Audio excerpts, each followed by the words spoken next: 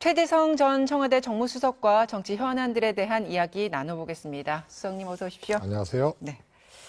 어제 나온 전국 지표조사 결과 보셨습니까? 이게 4개 여론조사 기관이 함께 격주로 여론조사를 하는 결과인데 민주당 지지율이 3년 만에 최저 25%가 나왔고 국민의힘과 격차가 10%포인트까지 났단 말입니다. 굉장히 민주당으로서는 뼈아프게 받아들일 결과지 않을까. 어떻게 보십니까? 우선 이제 그 동일한 시기에 3개의 조사가 있었는데요. 이 조사가 좀 유난히 좀 튀었어요. 다른 조사는 오히려 그 조금 반대의 조사 결과가 나온 것도 있고, MBS 이제 갤럽 조사 같은 경우에는 이제 소폭 조정이 좀 있었거든요. 그래서 이제 대통령의 국정 지지도도 사실은 뭐 개선된 그런 이제 지표도 안 보이고요. 그래서 요 조사가 조금 이제 특이한 조사인데요. 저는 이제 최근 한 1년 동안 특히 정당 지지율 관련돼 가지고는 각 정당에서 일희일비할 필요가 없다. 왜냐하면 이게 조사마다 좀 다르긴 한데 대체적으로 오차범주 내에서 엎치락뒤치락을 해왔거든요. 근데 이게 여론조사라는 걸 우리가 바라볼 때는 추이를 주목하지 않습니까? 그래서 사실 민주당의 이 흐름의 지지의 추이를 봤을 땐 떨어지고 있는 게 뭐 여론조사 결과에서 여러 가지에서 좀 확인되는 것 아닌가 싶은데요. 오늘 이제 뉴스토마토인가요? 네. 한 7시간 전에 발표된 조사는 또 완전히 정반대의 결과가 나왔어요. 그래서 이게 왜 그런 건가? 그러면 과표집될 수가 있거든요. 그렇죠. 특정 조사에 대해서 특정 성향의 이 면접원들이죠. 이제 더 많이 이제 표집될 수가 있는 경우가 있고, 또 하나는 중도층이 부동층이 굉장히 늘어나면서 사실 이제 적확하게 특정 조사 가지고 판단하기는 이제 어려운 그런 환경도 저는 있다고 보는데요. 대체적으로 오차 범주 내에서 정당 지지율은 접전이다 이렇게 보여집니다. 그렇게 판단을 하고 계세요. 그 뭐 여러 지표상 나타나는 확실한 것 하나는 중도층이 지금 굉장히 많고, 그리고 또 정권을 심판해야 된다는 답과 정권을 지지해야 된다는 답이 그렇게 크게 차이가 많지 않은 상황인데, 자 그렇다면 제3정당, 신당 창당 이제 이렇게 대안으로 가지 않을까, 뭐 지표들에 대한 분석이 그렇게 이어집니다. 우선은요, 제가 이제 몇 달 전부터 개인적으로는 이제 특이한 조사 결과들이 아마 꽤 오래 지속될 거다. 하나는 정당 지지율은 접전. 그런데 차기 총선에서 정권 안정이냐, 그러니까 국정 지원이냐, 아니면 정권 견제냐. 그래서 정권 견제, 야당이 좀 더 많이 돼야 된다는 지수가 더 높게 나오는 이런 이제 조금 어떻게 보면 성립되기 어려운 조사 결과. 정당 지지율은 접전. 없는데, 그러나 야당이 많이 돼야 된다 총선에서 이거는 이제 조금 많은. 그래서 뭐 조사에 따라 다르지만 어떤 건 두 자릿수도 나고 보통 7, 8% 정도 야당이 승리해야 된다는데 많은 응답을 하고 있거든요. 그러니까요. 야당이 승리해야 되는데 민주당이 높지는 않다. 뭐 이제 이러면서 그게 그렇게 이제 저는 계속 간다고 봐요. 그런데 요 조사는 민주당이 국민의힘보다 지지율이 현저하게 지금 떨어지는 조사가 나왔고, 따라서 야당이 돼야 되느냐 여당을 지원해야 되느냐 총선 차기 총선에 이게 비슷하게 나온 거죠. 그러니까 요거 하나만 보더라도 요 조사는 조금 튄 조사 아닌가 이렇게 보고 있습니다. 그러면 어쨌든 그럼 뭐 이 여론조사를 뭐 차치하고서라도 뭐 제3당의 가능성에 대해서는 어떻게 보십니까? 이제 부동층이 늘어나거나 무당층이 늘어났다는 것이 이제 신당 창당으로 연결되지 않거든요. 통상 이제 두 가지 측면에서 좀 말씀드리고 싶은데, 예를 들어서 대통령 국정 지지율이 떨어지거나 대선 때 이제 대통령을 찍었던 분들이 이탈하거나 이러려면 우선 부동층 같은 데로 이제 먼저 갑니다. 바로 야당으로 오는 것이 아니고. 그래서 이제 지금이 이제 그런 과정이 아닌가 싶고요. 다만 대통령에 대한 부정평가가 굉장히 견고하고 50% 후반대에서 견고하고, 그다음에 30% 중반대에서 지금 왔다 갔다 하는데, 부동층이 늘어나면서 아직 소위 말해서 대통령 반대쪽 정당으로 이동을 안 하고 있기 때문에 이런 현상들은 저는 당분간 좀 계속된다고 보고요. 또 그러세요. 하나는 예. 신당 창당이 되거나 네. 혹은 신당이 유의미하게 성공을 하려면 이런 이제 제3지대, 소위 무당층, 부동층 이런 분들이 많다고 해서 신당 창당이 되거나 성공하는 건 아니거든요. 창당은 할 수 있지만 저는 그게 빛을 발하지는 못할 것, 주목받지 못할 것이다. 뭐 신당이 큰 의미 없이 시도되더라도 큰 의미는 갖기 어렵다 이렇게 보고 있습니다. 그럼 어떤 상황, 어떤 국면에 우리가 닿으면 그런 제3당이 주목받게 될까요? 우선은요, 지도자가 있어야 돼요. 그래서 과연 국민들이 끄떡거릴 만한 그런 지도력을 갖춘 이 정치인이 있느냐. 네. 그 다음에 이제 신당의 뭐라 그럴까요? 컬러, 정체성, 그 다음에 비전, 지향성 이것이 확 다가와야 되거든요. 그 다음에 이제 예를 들어서 지역 기반이라든가 이런 것들이 이제 조금 뒷받침이 돼야 되는데 계층 기반, 지역 기반이 불분명한 상태에 정치 지도자가 눈에 띄는 지도자가 없고 그다음에 왜 신당을 해야 되는지에 대한 분명한 메시지가 없는 그런 상황에서 부동층이 많고 제3지대가 많다고 신당이 성공하는 건 아니다. 그래서 신당을 뭐 추진하는 것이야 뭐 누구나 할 수 있는 것인데 이것이 의미를 갖추기는 어렵고요. 신당이 뭐 이렇게 굿당만도 못할 수가 있죠. 그러다가 과당하는 수가 있고. 그러니까 지금 금태섭 신당, 양향자 신당 이게 굉장히 구체적으로 이제 거론이 되고 있는데 정말 자체 발광하려면 아까 말씀하셨던 그런 요인들이 다 갖춰져야 되는데 아직까지는 그런 게 보이지 않는다. 그럼 이건 어떻게 보십니까? 어제 이제 박지원 전 원장 나와서 그 조국 전 장관 신당 창당에 대한 언급도 하셨는데 그 가능성에 대해서는 어떻게 보십니까? 그 박지원 원장님이 무슨 근거나 확실한 자신감을 갖고 예측을 하신 것이 아니고요. 네. 박지원 원장님이 좀 상상할 수 있는 또 그런 상상을 하는 것을 조금 선호하는 것과 관련이 있지 않느냐 싶고요. 조국 신당이라는 것은 제가 보기엔 현실 밖의 일이고요. 상상 밖의 일입니다. 그리고 조국 장관이 그렇게 할 리도 만무하고 그렇게 할 만한 여건이나 에너지도 사실은 어디서 확보할 것인지가 불분명하기 때문에요. 조국 신당은 제가 보기에는 소설 속에서도 어려운 거다. 그러면 조국 신당은 박지원 전 원장님의 스타일에 의한 해석이다. 뭐 이렇게 정리하겠습니다. 자, 출범한 이제 혁신위 이야기를 해보겠습니다. 민주당에 오늘 오전에 2차 회의가 있었더라고요. 지금 가장 주목하고 있는 혁신위가 무엇을 먼저 시작할 것인가, 어떤 안건으로 쇄신의 첫 삽을 뜰 것인가 이제 이렇게 주목을 하고 있었는데 오늘 오전에 나온 내용을 봤더니 국민의힘이 제안한 불체포 특권 내려놓는 것 그거를 여야 의원들 모두가 같이 서명을 하자 이런 제안에 대해서 그거 받아들이자라고 혁신위가 오늘 오전에 제안을 했네요. 이건 어떻게 보세요? 저는 뭐 그럴 수 있다고 봐요.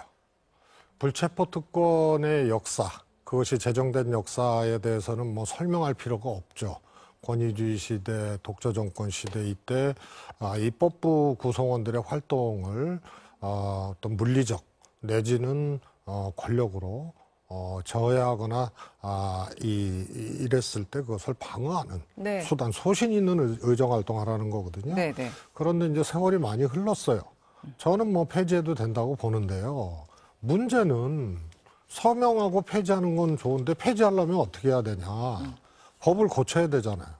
네. 회기 중에 체포할 수 없다라는 것을 빼버리면 되는 거거든요.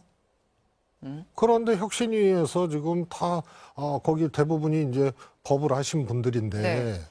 혁신위에서 이해가 안 가는 것이 그리고 가결당론을 채택하라는 거예요. 그랬죠. 예. 근데 가결당론을 채택하라는 것은 체포해서 영장 청구하면 그다음에 법원이 이제 판단하는 거 아니에요? 구속 여부를.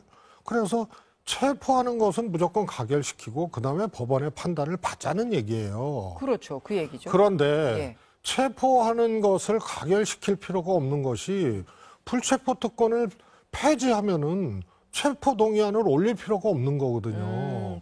그래서 이게 저는 이해가 안 가는 거예요. 아, 그러면 어쨌든 불체포 특권을 내려놓는 것에 대해서는 우리가 다 같이 동의를 해야 되고 그걸 어떻게 구체화할 것인가에 있어서 이렇게 뭐 넘어왔을 때 우리가 가결 표결을 하지 않고 아예 이거 자체를 없애버리면 회기 중에도 영장 청구를 할 수 있는 거죠. 그러면 그건 이제 헌법을 만져야 되는 거 아닙니까?